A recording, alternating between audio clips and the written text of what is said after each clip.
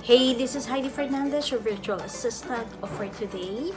And for today's video episode, ang ating pag-uusapan ay paano magsimula ng isang work from home bilang isang social media manager. Actually, tatlong part ang video series na ito.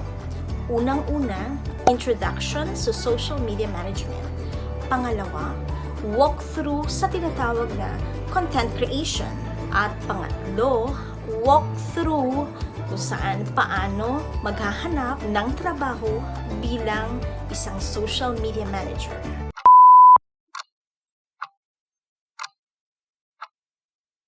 Ano nga ba ang daily tasks Ano nga ba ang mga tasks ng isang social media manager? Ano ang ginagawa ng isang social media manager? Mga unang hakbang sa pagiging isang social media manager. Kailangan mo ba ng degree para makapagsimula ka magtrabaho bilang isang social media manager? How to set your rates? At magkano nga ba ang pwede mong kitain bilang isang social media manager? Saan ka makakahanap ng trabaho bilang isang social media manager?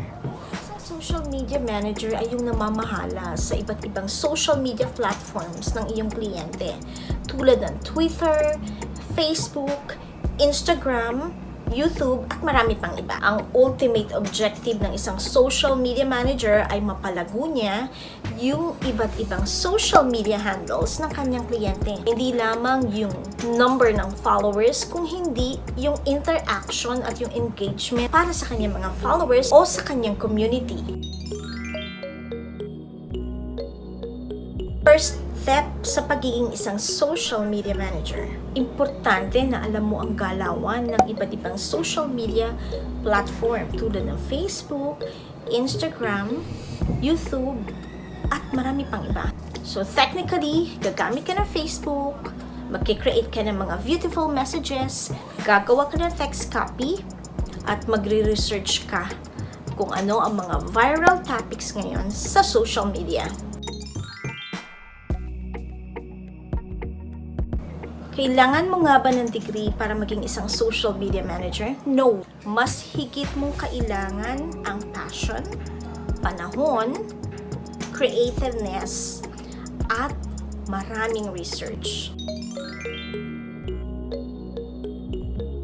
How to set your rates or magkano nga ba ang kinikita ng isang social media manager? Actually, depende ito.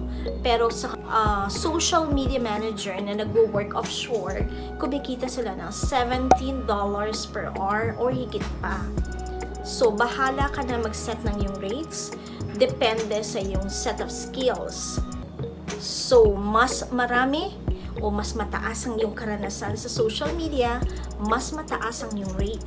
Kung ikaw ay isang social media manager na kaya mong gawin ang text copy, graphic designs, research, at PPC, mas malamang mas mataas ang rates mo kung kaya mong gawin lahat ito. Saan ka makakahanap ng trabaho bilang isang social media manager? Maraming mga sites na pwede mong puntahan para makahanap ka ng trabaho bilang isang social media manager.